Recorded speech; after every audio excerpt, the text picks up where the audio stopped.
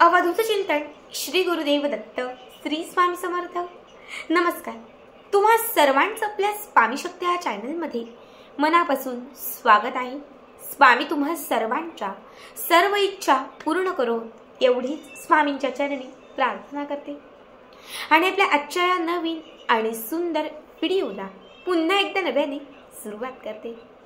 बघताना बघा, उद्या 18 डिसेंबर 2024 वार बुधवार उद्या आलेली आहे या 2024 मधील शेवटची संकष्टी चतुर्थी।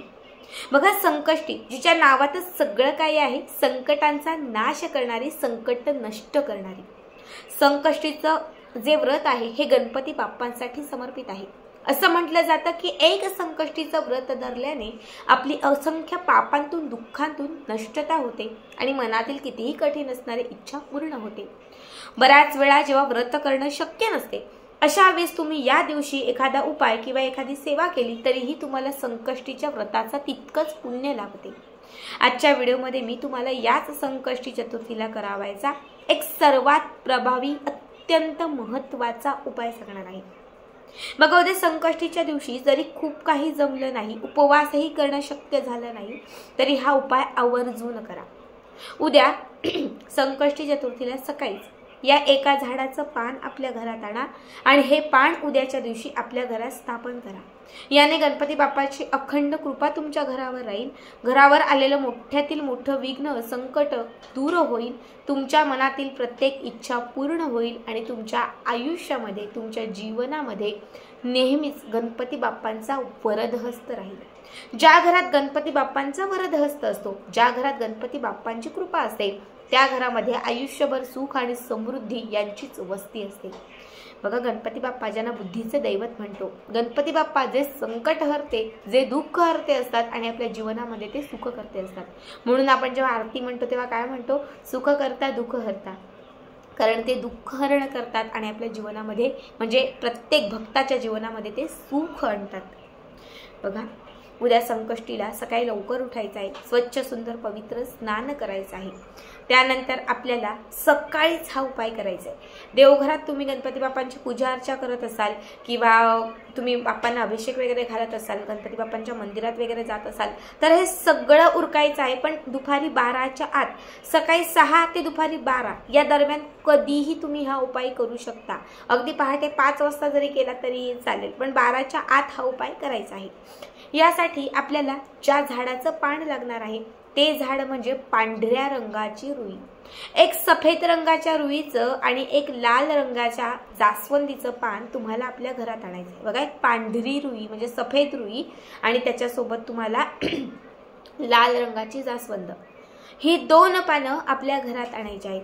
पांढरी रुई ज्यावरती दैवी शक्तीचा वास असतो, पांढरी रुई ही गणपती बाप्पाने अर्पण केल्याने आपल्या मनातील इच्छा पूर्ण होतात आणि जीवनात आलेली संकट नष्ट होतात। तर लाल रंगाची जास्वंद, सगळ्यांनाच माहिती आहे की लाल रंग गणपती बाप्पांचा रंग आहे। लाल रंगाची जास्वंद ही गणपती बाप्पांना विशेष प्रिय आहे। जर उद्या या जास्वंदाचं पान तुम्ही घरात आणलं तर तुमच्या आयुष्यात, तुमच्या घरात गणपती बाप्पांची कृपा होईल, गणपती बाप्पा प्रसन्न होतील आणि जेव्हा बाप्पा प्रसन्न होतील तेव्हा नक्कीच तुमच्या मनातील इच्छा पूर्ण होतील। ही 2ही पानं घरात आणल्यानंतर सगळ्यात पहिले ही 2ही पानं स्वच्छ धुवून घ्यायची आहे। सगळ्यात पहिले काय करायचं तर जे पांढऱ्या रुईचं पान आपण आणलेलं आहे, या पांढऱ्या रुईच्या पानावरती हळदी, कुंकू आणि चंदन, अष्टगंध असेल तर अष्टगंधही घाला, हे सगळं मिक्स करून याने तुम्हाला त्या पानावरती एक छान स्वस्तिक काढायचा आहे। आता पानाचा जो देठ आहे तो आपल्याकडे राहील आणि जो टोकाचा भाग आहे हा देवघराकडे, गणपती बाप्पांच्या मूर्तीकडे राहील। अशा पद्धतीने तुम्हाला देवघरात ठेवायचं आहे। हे पान देवघरात ठेवलं की त्याच्यानंतर जे स्वस्तिक आपण काढलेलं आहे त्या स्वस्तिकाच्या वरती तुम्हाला 1 रुपयाचा एक सिक्का, 1 रुपयाचं एक तुम्हाला नाणं ठेवायचं आहे। ठीक आहे, या नाण्यावरती तुम्हाला थोडं हळदी कुंकू अर्पण करायचं आहे।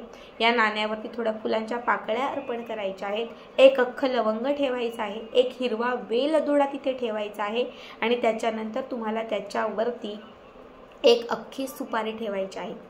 ठीक आहे, इतकं ठेवून झालं की त्याच्यानंतर आपल्याला दुसरं पान, जे लाल जास्वंदीचं पान आहे, हे लाल जास्वंदीचं पान घ्यायचं आहे. लाल जास्वंदीच्या पानावरती लाल रंगाने किंवा लाल कुंकुवाने तुमची जी इच्छा असेल तर ती इच्छा लिहायची आहे. ठीक आहे. आता समजा हे पान आहे, त्या पानावरती मला माझी इच्छा लिहायची आहे एकाच शब्दात. व्यवसाय असेल तर व्यवसायात प्रगती लिहा, नोकरी हवी असेल नोकरी लिहा, प्रमोशन हवं असेल प्रमोशन लिहा, विवाह हवं असेल विवाह लिहा, पैसा कर्जमुक्ती जे काही हवं असेल ते तुम्हाला त्या पानावरती लाल रंगाच्या कुंकवाने किंवा लाल रंगाच्या पेनाने तुम्हाला एका शब्दात लिहायचं आहे. ठीक आहे. आता जे तुम्ही पान आपल्या समोर ठेवलेलं आहे पांढऱ्या रुईचं, ज्यावरती सुपारी आणि आपण पूजा केलेली आहे, तर त्या पानावरती हे इच्छा लिहिलेलं जे पान आहे, इच्छा खाली राहील अशा पद्धतीने हे पान त्या पानावरती असं ठेवून द्यायचं व्यवस्थित. म्हणजे दोनही पानं एकमेकांवरती येतील. सुपारीवरती हे जास्वंदीचं पान येईल, अशी दोनही पानं एकमेकांवरती व्यवस्थित झाकून राहतील. असं संपूर्ण संकष्टी चतुर्थीपर्यंत तुम्हाला रात्री संध्याकाळी 7 ते 7:30 पर्यंत ही दोनही पानं अशीच एकमेकांवरतीच देवघराच्या समोर ठेवायची. 6:30-7 या वेळात काय करायचं, एक लाल किंवा पिवळ्या रंगाचं कापड घ्यायचं. लाल आणि पिवळा दोनही रंग हे गणपती बाप्पांचे प्रिय रंग आहेत, त्यामुळे दोघांपैकी कुठल्याही एक रंगाचं कापड घ्यायचं आणि त्याच्यावरती खालचं पान व्यवस्थित उचलून वरचं पान व्यवस्थित दाबूनच ठेवून तुम्हाला दोनही पानं जी आहेत ही त्या कापडावरती ठेवायची आहेत आणि त्या कापडामध्ये तुम्हाला ही दोनही पानं व्यवस्थित घट्ट बांधायची आहेत. ठीक आहे.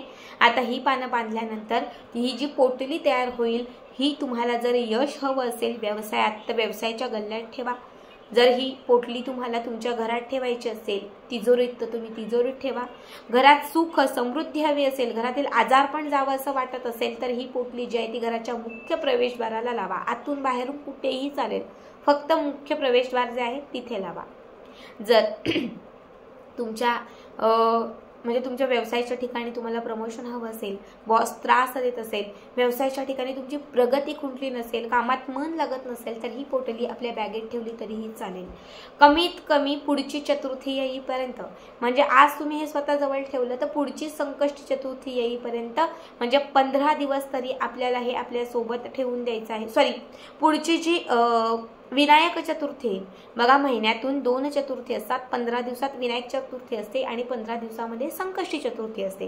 तर आता ही संकष्टी चतुर्थी झाल्यानंतर 15 दिवसामध्ये विनायक चतुर्थी असते. विनायक चतुर्थीचा आपण व्रत धरत नाही, पण ती देखील गणपती बाप्पांसाठी समर्पित चतुर्थी असते. तर तुम्हाला 15 दिवसांमध्ये विनायक चतुर्थीच्या दिवशी हे जे पानं आपण बांधलेली आपल्या घरामध्ये किंवा आपल्या सोबत ठेवलेली आहेत ही काढायची आहेत आणि एखाद्या निर्माल्याच्या ठिकाणी वाहत्या पाण्यामध्ये किंवा एखाद्या मोठ्या झाडाखाली वगैरे तुम्हाला ही दोनही पानं सुपारी सगट कापडा सगट जशीच्या तशी तुम्हाला ठेवून द्यायची, तिथे टाकून द्यायची आहेत. बघा 15 दिवसांच्या आत तुमचा भाग्योदय होईल. 15 दिवसांच्या आत मनातील इच्छा पूर्ण होईल. गणपती बाप्पांची कृपा तुमच्या आयुष्यात आणि तुमच्या घरात होईल, ज्यामुळे प्रत्येक संकटातून तुमची मुक्तता होईल. मी स्वतः बऱ्याच चतुर्थीला हा उपाय केलेला आहे आणि तुम्हाला खरं सांगते अगदी 2 ते 3 दिवसांमध्येच मला या उपायाचा अनुभव आलेला आहे. दुसऱ्या किंवा तिसऱ्या दिवशी जर तुमची इच्छा पूर्ण झाली, ताई मी हा उपाय केला आणि दुसऱ्याच दिवशी माझी इच्छा पूर्ण झाली, तर तुम्ही दुसऱ्याच दिवशी ही जी पानं आहेत ती विसर्जित करू शकता. श्री स्वामी समर्थ.